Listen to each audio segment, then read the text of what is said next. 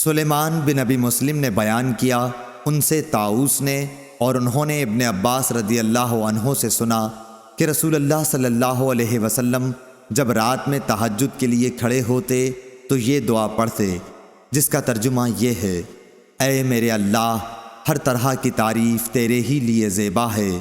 تو آسمان اور زمین اور ان میں رہنے والی تمام مخلوق کا سنبھالنے والا ہے، اور حمد تمام کی تمام بس تیرے ہی لیے مناسب ہے۔ آسمان و زمین اور ان کی تمام مخلوقات پر حکومت صرف تیرے ہی لیے ہے، اور تعریف تیرے ہی لیے ہے۔ تو آسمان اور زمین کا نور ہے، اور تعریف تیرے ہی لیے زیبا ہے۔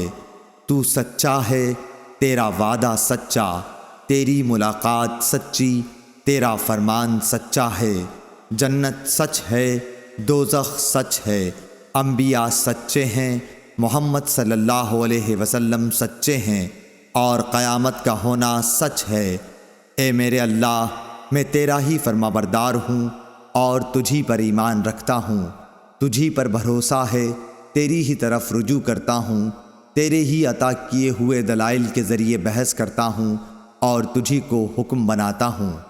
پس جو خطائیں مجھ سے پہلے ہوئیں اور جو بعد میں ہوں گی، ان سب کی مغفرت فرما، خواہ وہ ظاہر ہوئی ہوں یا پوشیدہ۔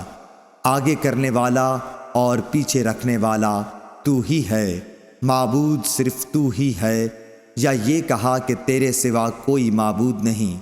ابو سفیان نے بیان کیا کہ عبد الکریم ابو امیہ نے اس دعا میں یہ زیادتی کی ہے: لا حول ولا قوت الا باللہ۔ سفیان نے بیان کیا کہ سلیمان بن مسلم نے طاؤس سے یہ حدیث سنی تھی، انہوں نے حضرت عبداللہ بن عباس رضی اللہ عنہ سے، اور انہوں نے نبی کریم صلی اللہ علیہ وسلم سے۔